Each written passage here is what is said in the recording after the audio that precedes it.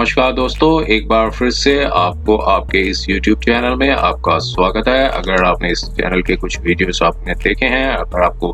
पसंद आए हैं तो कृपया उन्हें लाइक कर दीजिएगा और इस चैनल को सब्सक्राइब जरूर कर दीजिएगा ताकि समय-समय पर हम आपके समक्ष नई-नई जजमेंट्स के साथ नए-नए वीडियोस के साथ आपके समक्ष आते रहें, हमें और भी बेहतरीन वीडियोस बनाने का हमें मौका मिलता रहे। तो दोस्तों आज हम एक नई जजमेंट है, माननीय सुप्रीम कोर्ट द्वारा दी गई एक जजमेंट है, उसके ऊपर थोड़ा सा डिस्कशंस करेंगे। देखिए ये जजमेंट में ये चीज बताई गई है कि अगर कोई नया एक्ट आ जाता है, कोई नया कानून आ जाता है और अगर पुराना एग्जिस्टिंग कानून रिपील्ड हो जाता है तो नया कानून आ जाता है और उस दौरान जो कोई आदमी, जो कोई भी पार्टी है, वो अगर कोई कंप्लेंट या अपील प्रेफर करती है तो ऐसे में क्या पिछला एक्ट के जो प्रोविजंस हैं वो एप्लीकेबल होंगे या फिर नए कानून के हिसाब से वो प्रोविजंस एप्लीकेबल होंगे। तो दोस्तों इसमें माननीय सुप्रीम कोर्ट ने यही बताया है कि अगर कंप्लेंट जो है वो नए एक्ट से पहले फाइल की गई है और अगर नया एक्ट के जो प्रोविजंस हैं वो इनकंसिस्टेंट नहीं है और पुराने एक्ट के साथ, तो पुराने एक्ट के जो प्रोविजंस हैं वो ही एप्लीकेबल होंगे। तो दोस्तों इसमें क्या था, देखिए यहाँ पे एक इंट्रोलोकेटरी एप्लीकेशन, हम फैक्ट्स के ऊपर जाते हैं। ये इंट्रोलोकेटरी एप्लीकेशन फाइल की थी अपीलेंट ने ये बताया, मतलब एक सिविल अपील के अंदर इंट्रोलोकेटरी एप्लीकेशन फाइल की थी और इसमें ये बताया था कि एक NCDRC जो कि national consumer dispute redressal commission है, उस ऑर्डर के ऊपर ये अपील फाइल की थी और इसमें अपीलेंट को डायरेक्शंस दी थी कि वो 265 crore rupees with 10% interest per annum के हिसाब से 19 सितंबर 2016 से दें 3 महीने के अंदर। अगर वो डिपॉजिट नहीं करते हैं तो जो कि कॉम्पनसेशन है वो सिंपल इंटरेस्ट के हिसाब से 12% के इंटरेस्ट पे दी जाएगी। तो इसमें अपीलेंट ने एक इंट्रोलोकेटरी एप्लीकेशन, ऑलरेडी एक सिविल अपील है, उसमें फाइल की थी। उसमें ये बताया था कि अपील को जो है वो कंज्यूमर प्रोटेक्शन एक्ट 1986 के दौरान के प्रोविजंस पे एप्लीकेबल किए जाए और एप्लीकेशन को डिसाइड के ऊपर एप्लीकेबल ऑर्डर पास किया जाए। तो आगे यहाँ पे ये बताया क्या था इसमें, क्योंकि एक तो नया कंज्यूमर प्रोटेक्शन एक्ट 2019 भी आ चुका है, तो इसलिए इस प्लेस 1986 के जो प्रोविजंस है उस पे को डिसाइड करने के लिए बताया कि अपील को 1986 कंज्यूमर प्रोटेक्शन एक्ट के हिसाब से डिस्पोज किया जाए। तो अब यहाँ पर क्या था कि कंप्लेंट को एक अवार्ड हुआ था, कॉन्ट्रैक्ट था जो कि एक वाटर ड्रेनेज, हैवी सीवेज और म्यूनिसिपल रोड सिस्टम जो गवर्नमेंट ऑफ बसरा और इराक ने एक कॉन्ट्रैक्ट दिया था। कंप्लेनेंट ने 2 स्पेसिफिक कॉन्ट्रैक्ट्स थे, वो अपीलेंट को दिए थे, जिसमें कुछ प्रीमियम दिया गया था 10 करोड़ 38 लाख रुपीस 3,912 का 2 प्रीमियम का एक सम अमाउंट दिया गया था। फिर कंप्लेनेंट की ग्रीवेंसेस ये थी कि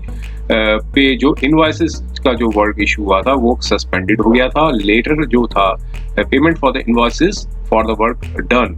जो इनवॉइस जो वर्क डन किया गया था, जो इनवॉइसेस थे वो सस्पेंड हो गए थे। फिर कॉन्ट्रैक्ट जो था वो गवर्नमेंट ऑफ बसरा ने विड्रॉ कर लिया, सम इंटरनल कॉन्फ्लिक्ट्स हुए थे। फिर अपीलेंट ने जो था इंश्योरेंस क्लेम था कंप्लेंट का, वो रिजेक्ट कर दिया और कंप्लेंट फाइल की गई। फिर इस पे कंप्लेंट ने section 21A part A of 1986 act, consumer protection act के अंदर ही कंप्लेंट फाइल की गई और कंप्लेंट जो है ऑल आउट हो गई 27 जनवरी 2016। अब यहाँ पर क्वेश्चन जो एग्जामिन, जो माननीय सुप्रीम कोर्ट के समक्ष ये एप्लीकेशन लेकर आया है, उसमें बताया कि प्रेजेंट अपील को वारंट करना कंज्यूमर प्रोटेक्शन एक्ट 2019 के अंदर किया जाएगा या फिर 1986 के अंदर किया जाएगा। तो अब यहाँ पर क्यों एप्लीकेशन लगाई थी, देखिए इसमें बहुत ज्यादा डिफरेंस इसलिए आ रहा था क्योंकि जो नया एक्ट आया है सेक्शन 67 2019 का, उसमें यही बताया है कि जब अपील तभी सुप्रीम कोर्ट में जाएगी अगर पर्सन जो है वो डिपॉजिट करेंगे अमाउंट को, जो भी अमाउंट पेड करना है उसका जो 50% जो डिपॉजिट है, जब तक नहीं करेंगे तब तक अपील जो एडमिट नहीं की जाएगी। तो देखिए यहाँ तो करोड़ों का गया हुआ था, तो इसमें 50% के हिसाब से दिए जाएगा तो करोड़ों में जाएगा वो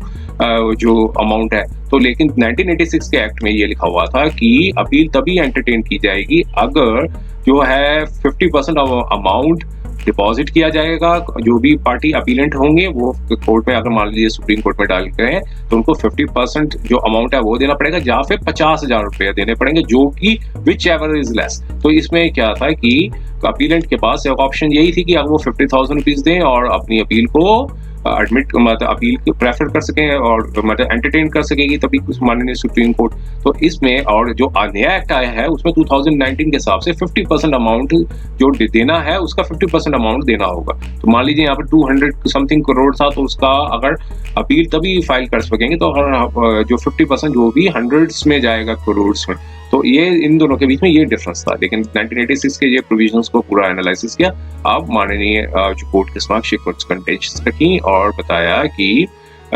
जो अपील जो थी 1986 एक्ट, जो सेक्शन 1986 का है वो फाइल की गई थी, जो कि 23 ऑफ 1986 एक्ट के अंदर फाइल की गई है, ना कि 2019 के एक्ट के अंदर। और फिर यहाँ पे ये बताया कि जो 50% का जो डिपॉजिट है बहुत ज्यादा हो जाता है अगर 2019 के हिसाब से देखा जाए, और जो 1986 के हिसाब से देखा जाएगा तो क्योंकि और 1986 से तो सिर्फ 50,000 ही देना पड़ेगा। तो इसमें यहाँ पे ये बताया फिर कि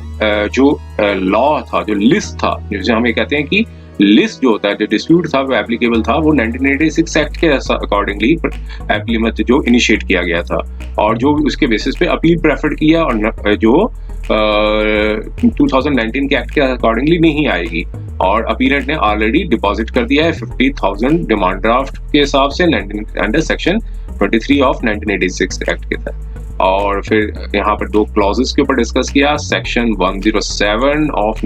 कंज्यूमर प्रोटेक्शन एक्ट 2019 और section 6 of general clause act. इसके प्रोविजंस को पूरा से डिस्कस किया। तो उन प्रोविजंस में यही बताया है कि सेक्शन 6 और जनरल क्लॉज एक्ट ये कहता है इफेक्ट ऑफ रिपील। जब कहा है कि जब रिपील तभी हो पाएगी अगर शैल नॉट, क्या साथ में बोला कि जो रिपील जो है वो अफेक्ट नहीं करेगी। अगर हम इस बी पार्ट पोर्शन को देखेंगे general clause act section 6 part B को, कि इसमें कहा है कि वेयर द एक्ट और सेंट्रल एक्ट और regulation after the commencement of this act,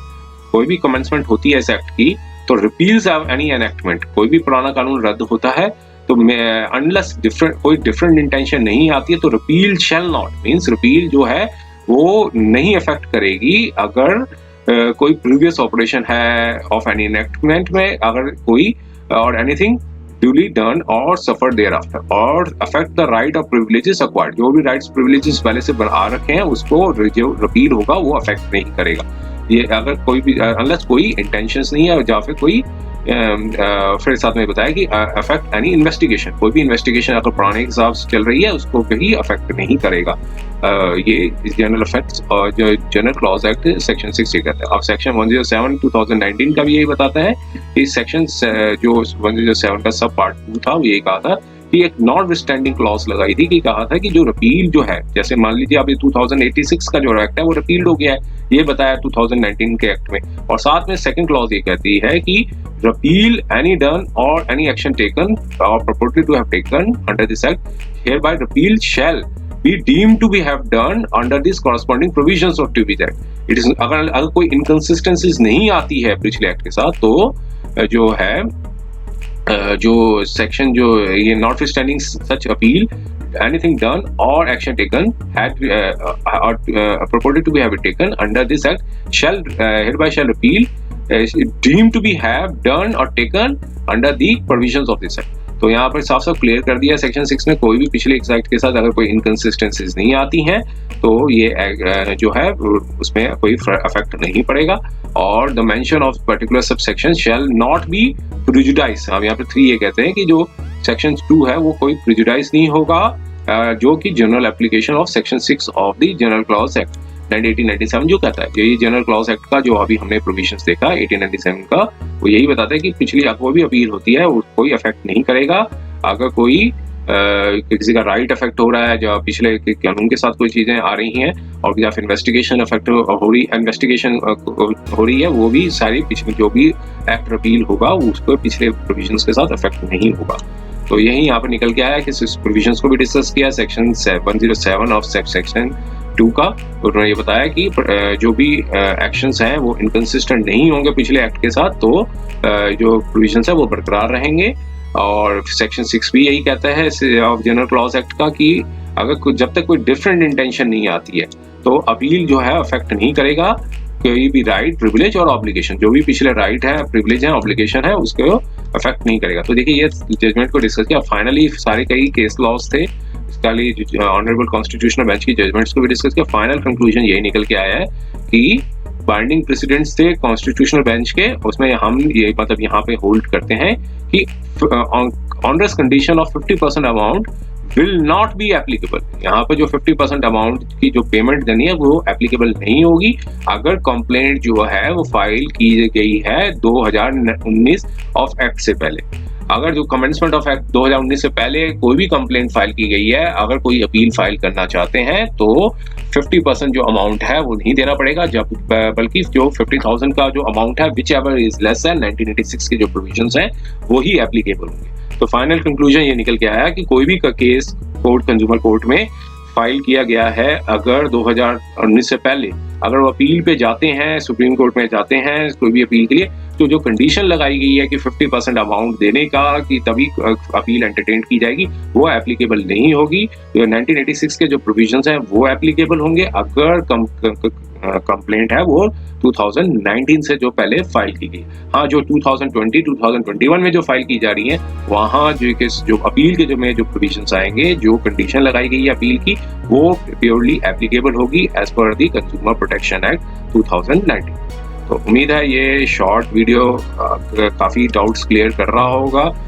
मतलब डाउट्स क्लियर कर दिए होंगे इस शॉर्ट वीडियो ने। अगर ये वीडियो पसंद आया है तो इसे वीडियो को लाइक जरूर कर दीजिएगा और इस चैनल को सब्सक्राइब जरूर कर दीजिएगा, ताकि समय समय पर आपके समक्ष नए और भी अच्छे बेहतरीन वीडियोस बनाने का हमें मौका मिलता रहे। समय देने के लिए बहुत बहुत